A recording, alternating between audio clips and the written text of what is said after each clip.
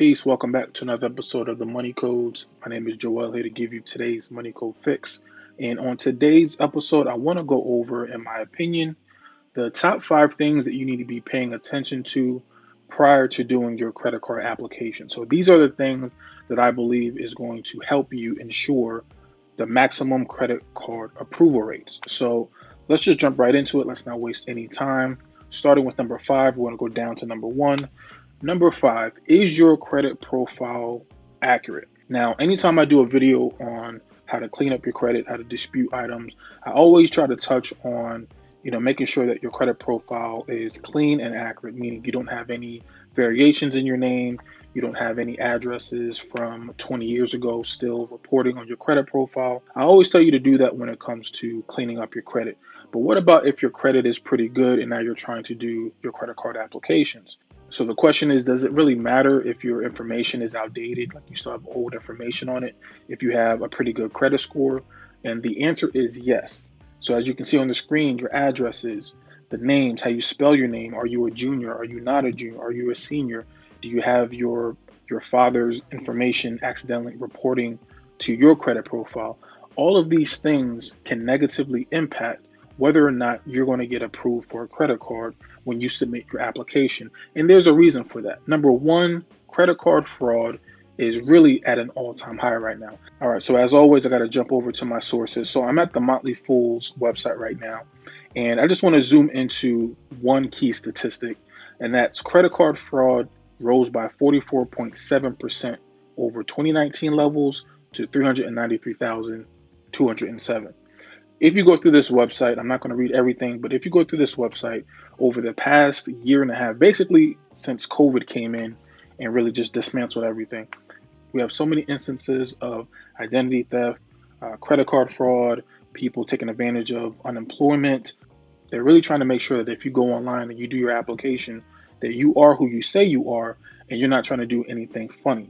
So let's jump back over to the slide. The second thing I have here is the computer won't hold your hand. And the reason why I put this is when you're online and you're trying to submit your credit card application, if you have an address that is 15 years old that's still reporting, and on your application you're using an address that you currently are at, there's a discrepancy. And the computer is not going to tell you, hey, by the way, the address that you put into the system doesn't really reflect what's shown in the credit bureaus. Hey, can you please put that in again? The computer is not going to say anything like that. It's going to either approve you or it's going to deny you. So that's why everything has to be accurate. If that computer system sees anything that's inaccurate, anything that may come across as an inconsistency, their fraud detection is going to set off and they're going to be more likely to deny you, even if you have a good FICO score. Keep your information as clean as possible. So number 4, what is your FICO score?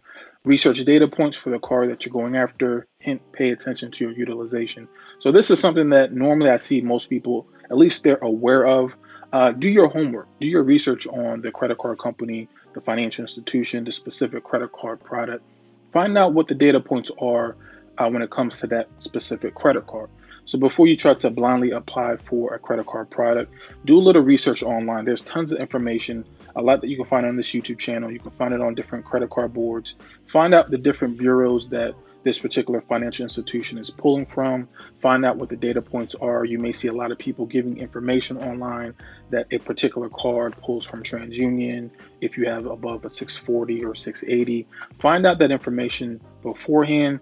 And a lot of times you can go to a credit card's website and they'll have a pre-approval form.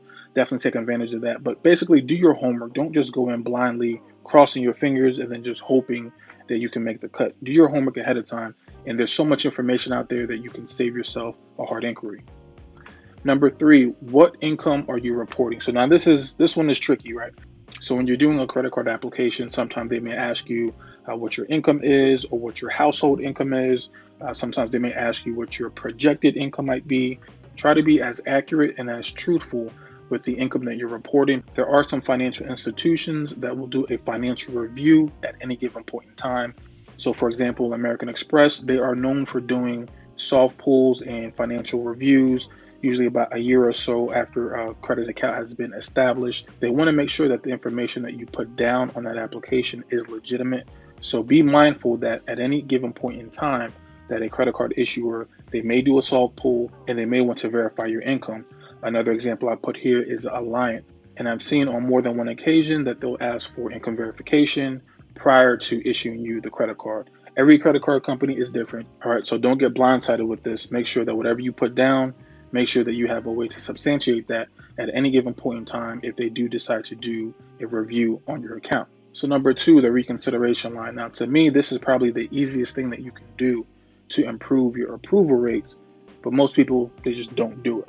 And that is when you go ahead and you do your application, as I said before, they can either say yes or no. They're not going to jump through the computer screen and ask you more follow-up information. They're not going to do that. Everything is automated. I've seen more than one time someone getting a decline letter, but instead of just going down and keeping their head low and just feeling defeated, they went ahead and called that reconsideration line. They provided additional information and then they were able to get approved. This is another reason why that I say make sure that your information is as clean as possible, because there's a lot of people out there that have 720 scores, 740 scores. They apply for a credit card, they get declined, and really the thing that was hurting them wasn't the fact that their credit score is bad or they had late pays. It was just something was not right on their credit profile that caused the credit card issuer to say, timeout, we're not going to give you this approval. Give us a call, let us verify some information, and then we can go ahead and issue you this credit card. So not all the time, no doesn't always mean no.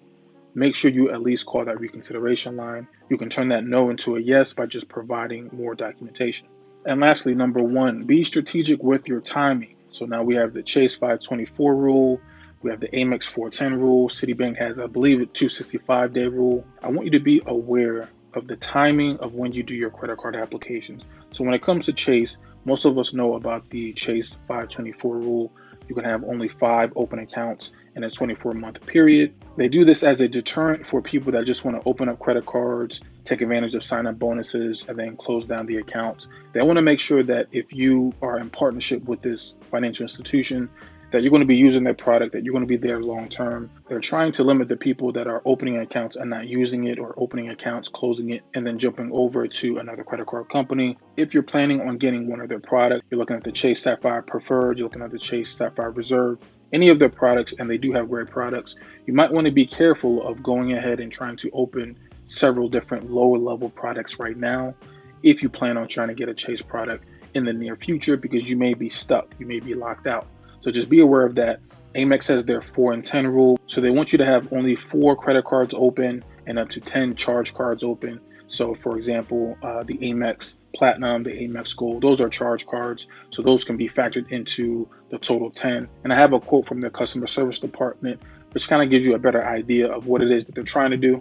So you can see now I'm on their Twitter page. Someone asked a question last year. Can you confirm if American Express has a 4 credit card limit for customers? And does this include credit and charge cards or just credit cards? Amex replied by saying, yes, we do have limits on lending consumer and lending business cards.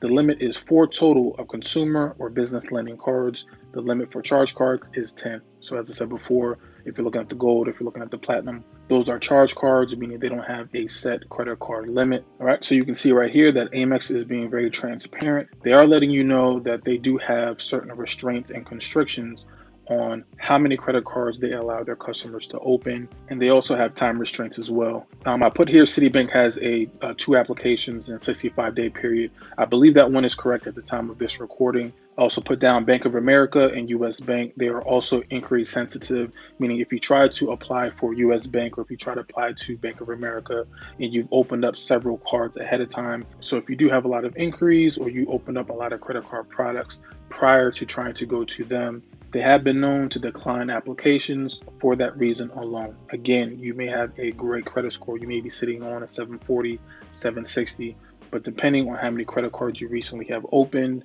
and with whom, you may have blocked yourself out of other credit card products, at least temporarily. So with this slide, I just want you to be mindful that every credit card issuer, they have their own different personality.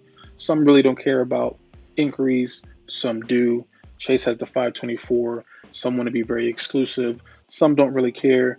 You just want to do your homework ahead of time. It's not only about your 3-digit credit score. Yes, that plays an important part to not only your approvals, but to the interest rate that they'll give you. But your entire credit profile plays a part in this as well. And part of your credit profile is your inquiries and how many recent accounts you recently opened. All right, so that is the end of the video. Hopefully you got a couple of gems. As always, make sure to like and subscribe, leave some comments down below. Let me know your thoughts. Also, make sure to check out creditcodes.com. Download that free PDF where I show you how to dispute. And lastly, I made the announcement last week, our team is live now. So for those that do need help with getting their credit repaired, make sure you check the link down in the description, and I'm going to show you how you can get a free consultation with one of our team members, and we can get your credit back on track. All right, that's it. That's all I got for you today. I'll check you out in the next video. Peace.